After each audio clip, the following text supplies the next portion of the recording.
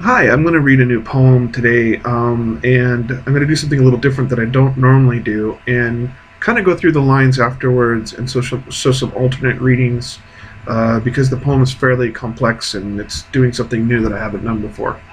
So, here goes.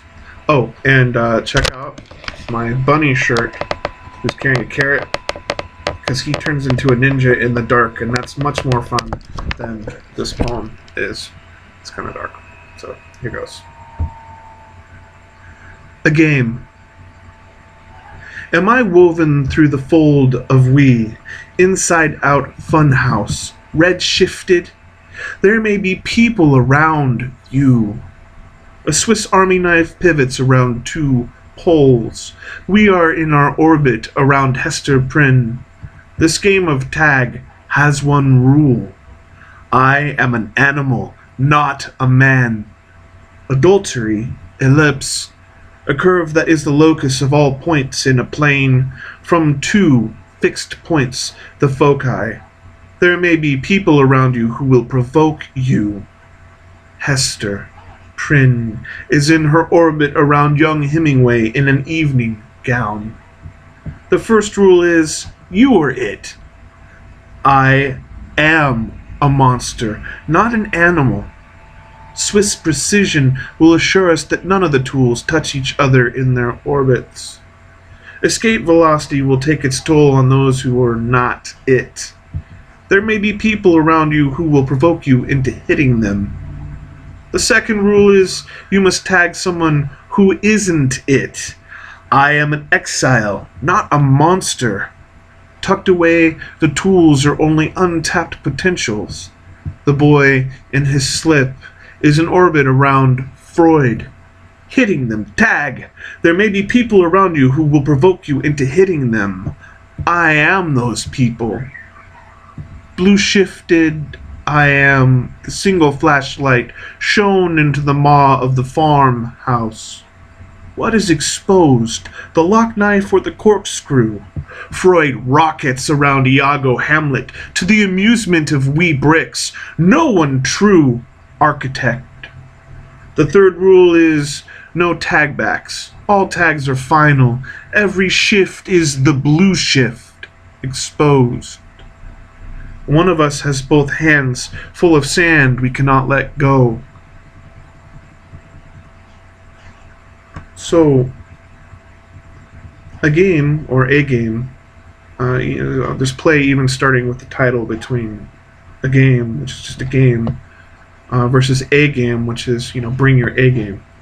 And if that was obvious or painfully so, forgive me. But what I want to point out is that this poem is operating in kind of a zone of doubt. I'm engaging this region particularly with the theme of adultery and relationships and things going wrong, things going seriously wrong between two people, or in this case, three people. But there is a space of doubt, that we operate in an existence that is unsure and unkind. And I don't write poetry to be unkind or to wear the flowery shirt and be the quote-unquote poet. My goal isn't to hurt people or make them think overly much. It's to help people re-engage what it is to be human. And part of that is that we live in, and always have lived in, an age of profound unsurety. And in this particular poem, what I'm exploring is operating on several levels, and that's because there's an intertwining of themes throughout. It's basically four poems that are broken apart at the sentence level and then interwoven with the chorus. The chorus being, there may be people around you who will provoke you into hitting them, which expands at the places where you would normally parse a line. So first time around it's, there may be people around you. And then it's, there may be people around you who will provoke you. And then there's the full line, which is, there may be people around you who will provoke you I am those people, which is sort of an aggressive move on the part of the poet to really engage the reader and dig into this notion of I and you, which we've been exploring for a long time in poetry. Um, Getting into the subject-object problems, or the problematic of the problematic field of representation of other. And here, what I'm most interested in engaging with is that we can never really understand even our own projected construction of other. Um, and I think what happens is there's a collapsing and a singularity of I and you in a lot of poetry that we ignore, which creates a multiplicity of readings.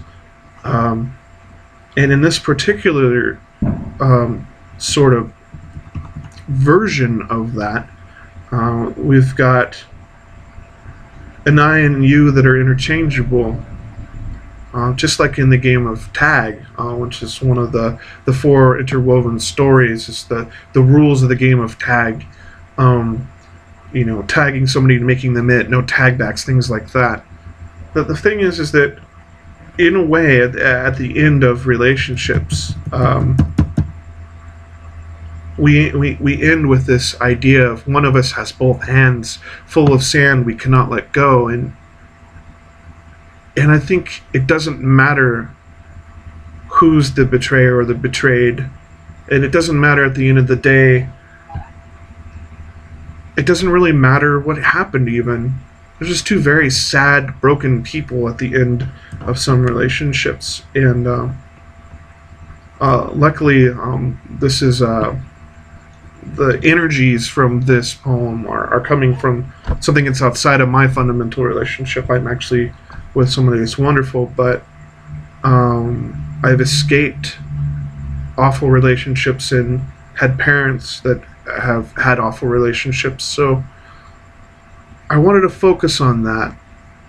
That really, I mean, it's late on a Friday night, and I'm here writing poems, so obviously something a little bit broken about me, and maybe even about you if you're still watching this. But I want to write poems, and I want to see poems that engage the truth in a respectful way, that honors doubt, but also honors the real complexities of relationships, not just between two people, but between that I and you of poetry, between that strange love song that we weave over and over and over for thousands of years now, and that we wouldn't do all this if it weren't for extreme kindness, or extreme betrayal, or extreme love, or obsession.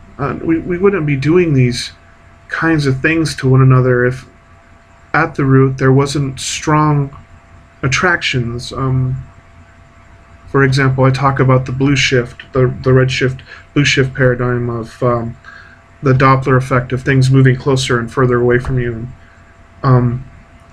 When I say all things are blue shifted, I really mean that no matter what we do to one another, we draw each other relationally closer to one another. For instance, by watching this video, you and I have drawn closer together, even though I don't know who you are. So, in a way, we are always in a collapsing human universe, banging together, creating conflict and pain and agonism. But I think, too, we are in a place where we are capable of a deep and abiding understanding of one another.